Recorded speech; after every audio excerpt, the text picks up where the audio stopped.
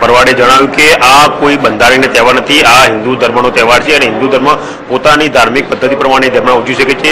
શા માટે હિન્દુ ધર્મના તહેવારોને ટાર્ગેટ કરવામાં આવે છે? ઉત્તરાયણ હોય તો પક્ષીઓની વાત કરવામાં આવે છે, ગણેશ ઉત્સવ હોય તો પર્યાવરણની વાત કરવામાં આવે છે. હવે જ્યારે નવરાત્રી આવે છે તો એવો સવાલ ઉભો કરવામાં આવે છે કે વિદ્યાર્થીઓને પ્રવેશ કેમ નહીં? આ સમગ્ર મુદ્દા વાત કરવા માટે આપણી સાથે હાલ જોડાયા છે રણછોડભાઈ ભરવાડ. વાત કરશું રણછોડભાઈ ભરવાડ સાથે.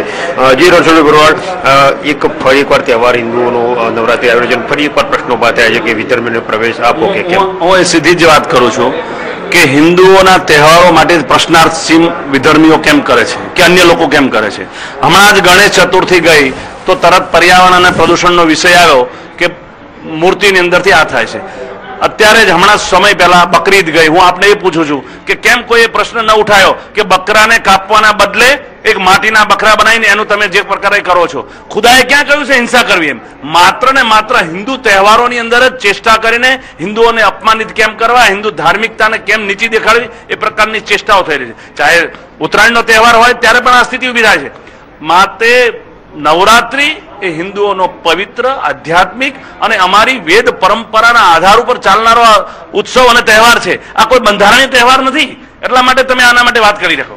રણછોડભાઈ, મહત્વનો સવાલ એ થાય કે સામાન્ય રીતે નવરાત્રી હોય ત્યારે સરકાર દ્વારા જાહેરનામું બહાર પડતો હોય છે કમિશનર દ્વારા કે રાત્રે 12 વાગ્યા પછી લાઉડસ્પીકર વગાડવા નહીં.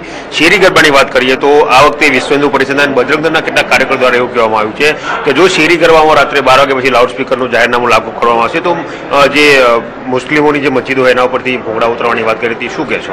આ બજરંગ દળે નથી કહ્યું, સુપ્રીમ કોર્ટનો આદેશ છે કે મસ્જિદના ઉપરથી માઇકના ભૂંગળા ઉતારી લેવા.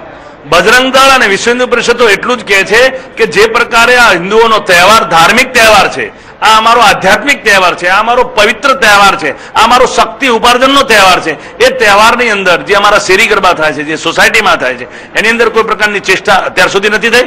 થાય છે તો સુલેથી વાત કરશે અને કદાચ કરવામાં આવશે તો અમે લોકતાંત્રિક પદ્ધતિ એનો સંપૂર્ણ વિરોધ કરીએ છીએ, વિરોધ કરીશું. અત્યાર સુધી જાહેરનામું નથી પાડ્યું. અગાઉ પણ શેરી ગરબા અને સોસાયટીના ગરબાની અંદર ક્યાંય તકલીફ નથી થઈ. માત્ર જે ક્લબ કલ્ચર છે એમને પણ આ વખતે મેં અપીલ કરી રહ્યા છે સમગ્ર હિન્દુ સમાજને કે આ આપણો પવિત્ર ધાર્મિક અને આધ્યાત્મિક તહેવાર છે, એની મર્યાદા અને એ પવિત્ર તહેવારનું આપણે બહુ જતન કરીએ. રણછોડભાઈ, સરકાર એવું કહે છે કે બધા ધર્મો એક સરખા છે અને બધા ધર્મો એકબીજાનો સાંપ્રદાયિકતા રાખવી જોઈએ, તો શા માટે તમે આ સરકાર નથી કહી? વિશ્વનું કલ્યાણ કહો એ તો હિન્દુએ કહ્યું છે. વિશ્વનું કલ્યાણની અર્થ જ એ થાય છે કે આખી દુનિયાનું કલ્યાણની વાંચના વાળો હિન્દુ ધર્મ છે. આ સંપ્રદાય, આ સંપ્રદાય નથી, આ તો એ વૈશ્વિક જેને દ્રષ્ટિ છે. એટલે તો હિન્દુ સમાજે એવું કહ્યું કે વિશ્વનું કલ્યાણ કરો. એટલે તો અમે આ હમણાં અત્યારે શ્રાદ્ધ ચાલી રહ્યા છે તો કાગડા માટેની ચિંતા કરે છે. નાગ પાંચમના દિવસે નાગની પૂજા કરવા આવે છે. અરે ગાયને અમે માં કહીએ છીએ, નદીને અમે માતા કહીએ છીએ, ચંદ્રને અમે મામા કહીએ છીએ, ઉંદરને મામા કહીએ. આ સંપૂર્ણ પ્રકૃતિ સાથે જોડાયેલો હિન્દુ સમાજ છે, હિન્દુ ધર્મ છે. એટલે માત્ર કોઈ સરકાર કે અને વિશ્વ કલ્યાણની વાતો કરે એવું નથી. હિન્દુ સમાજની પરંપરા છે, આ વૈદિક પરંપરા છે, આ સનાતન પરંપરા છે. એટલે આ પરંપરાને કોઈ ચેલેન્જ આપવાનો કોઈ અર્થ જ નથી. નવરાત્રી અમારો આધ્યાત્મિક પવિત્ર તહેવાર છે, એને અમારી પદ્ધતિથી જ કરીએ. આ બંધારણીય તહેવાર નથી. એટલે કોઈ સરકાર કે વિધર્મીઓ આ બાબતમાં જે વાત કરી રહ્યા છે, હિન્દુઓનું અપમાન કરી રહ્યા છે, એટલે એનું ધ્યાન રાખે. જી ગૌરવ. આભાર રણછોડભાઈ. સંદેશા બદલ.